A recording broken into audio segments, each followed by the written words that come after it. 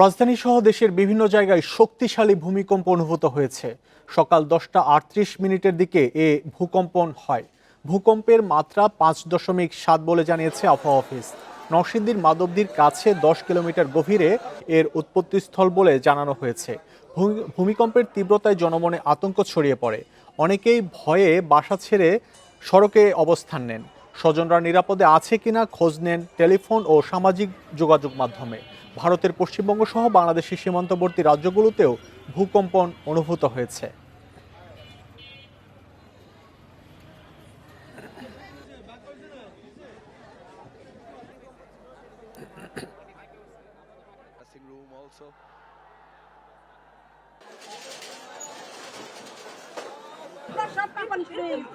আমার তো ভয়, আমার হাতে এখনো কাঁপছে তাড়াহুড়া করে তারপর নিচে নেমে আসছে। এত জোরে ভূমিকম্প আমি আর এই জীবনে দেখিনি।